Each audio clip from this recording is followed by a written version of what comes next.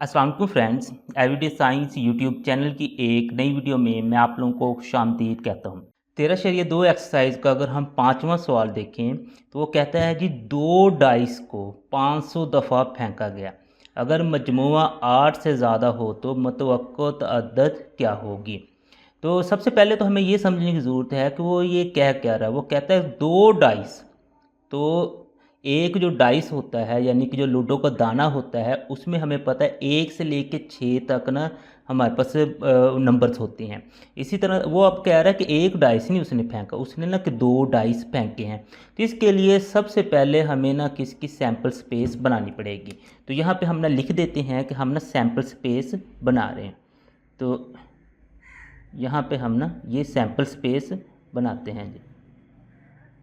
तो sample space बनाने के लिए हमें ना कि ये इस तरह से ना एक टेबल सा बनाना पड़ेगा, क्योंकि ये दो डाइस हैं तो इसके लिए ये टेबल बनाना लाजमी है। तो उस टेबल के लिए हम ना कि आप लोगों ने कि ये समझ लें कि 7x7 का ने एक टेबल बनना है, यानी कि इधर भी हमारे पास इस तरह से 7 होनी चाहिए, इधर भी 7 होनी चाहिए।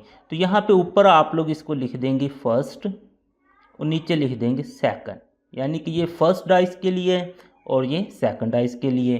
जो डाइस होता है यानी लूडो का दाना होता है उस पर 6 नंबर्स होते हैं, तो हम यहाँ पे ना 6 तक गिनती लिख देते हैं, क्योंकि ये हमारे पास है पहले डाइस के लिए है, तो हमने यहाँ पे 6 तक गिनती लिख दी।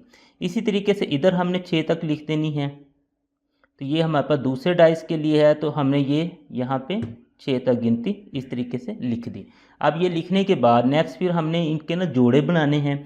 हमने इस 1 को लेना और इन सब के साथ मिला के लिख देना है। इस 1 को पहले इस 1 से मिला के लिखेंगे, फिर इस 1 को इस 2 से, फिर इसी तरह से इस 3 से, फिर इसी तरह से इस 4 से, इसी तरह से इस 5 से, इस तरह से इस 6 से।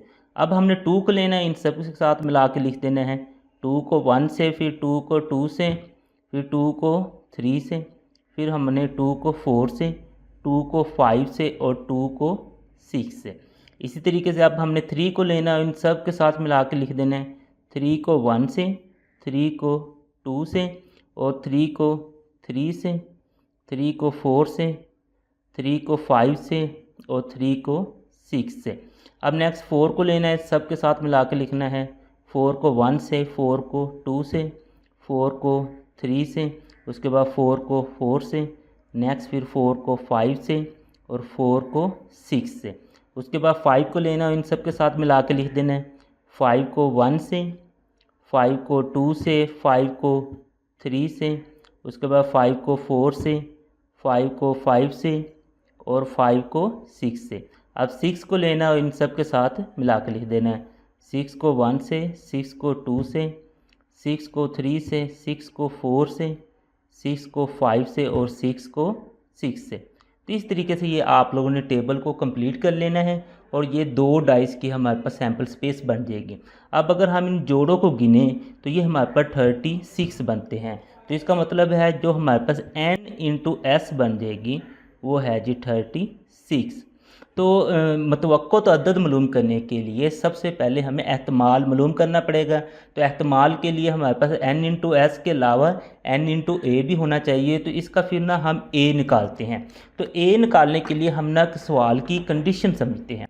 वो कहता है कि इनका जो मजमूआ है ना 8 से ज़्यादा होना चाहिए, यानी कि ये जो है ना जैसे 1 और 1 इनको हम जमा करें तो जवाब आ रहा है 2। वो कहता है ये ऐसे नहीं, ये 8 से कम से कम ना ज़्यादा होना चाहिए। 8 से 8 भी नहीं होना चाहिए और 8 से कम भी नहीं होना चाहिए। तो इसके लिए ना अब हम ना कि ए फिर बनाते हैं, यहाँ से ढूंढते हैं कि किन को जमा करें तो हमारे पास जवाब 8 से ज़्यादा आएगा। सबसे पहले हम ना कि इस कतार में से ढूंढते हैं 1 और 1 2, ये 8 से छोटा है। ये 3 बनता है, ये भी छोटा है। ये 4 बनता है, ये 5, ये 6 और ये 7 बन जाएगा। यानी कि इस कतार में से कोई भी ऐसा जोड़ा नहीं है जिसको हम जमा करें तो जवाब 8 से ज़्यादा आए। तो हम ना फिर ना कि दूसरा ले लेते हैं। दूसरे में देखें ये 3 बन जाएगा, ये 4, ये 5 बन जाएगा, ये 6, ये 7 और ये 8। हमने 8 से ज़्यादा लेना, 8 भी हमारे पास नहीं होना चाहिए। यानी कि इस कतार में से भी हमारे पास कोई भी ऐसा जोड़ा नहीं है जिसका जवाब 8 से ज़्यादा आए। तो अब हम ना किसको लेते हैं, तो ये हमारे पास 4 हो जाएगा, ये 5 हो जाएगा, ये हमारे पास 6 हो जाएगा, ये 7 हो जाएगा, ये 8 हो जाएगा, लेकिन 3 और 6 हमारे पास 9। यानी कि ये 8 से ज़्यादा आ गया, तो इस जोड़े को हम ले सकते हैं। 3 व 6 वाला जो जोड़ा है इसको हम ले सकते हैं। अब नेक्स्ट हम ना कि चौथी जो हमारे पास कतार है इस पे आते हैं। तो ये 5 बन गया, ये 6, ये 7 और ये 8। ये अगर हम देखें 4 और 5 9, तो ये इसको हम ले सकते हैं 4 व 5 को। उसके बाद 4 व 6 को भी ले सकते हैं क्योंकि ये 10 है।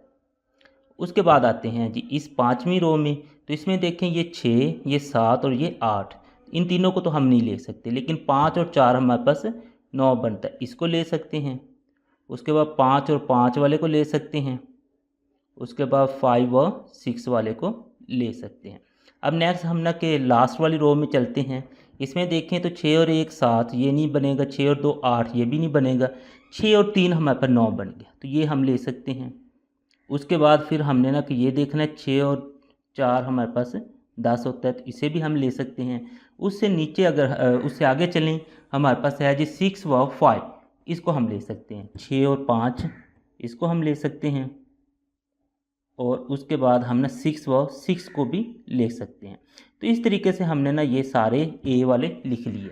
अब इनका हम ना कि n इंटू ए बनाते हैं, यानी कि इनको काउंट करते हैं कि ये टोटल अब हमारे पास हैं कितने। तो हम काउंट करें तो हमारे पास 1 2 3 4 5 6 7 8 9 10, तो ये हमारे पास बन गया जी 10।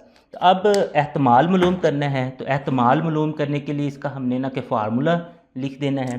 तो एहतमाल का जो हमारे पास फार्मूला होता है वो है जी P इंटू ए बराबर होता है हमारे पास N इंटू ए।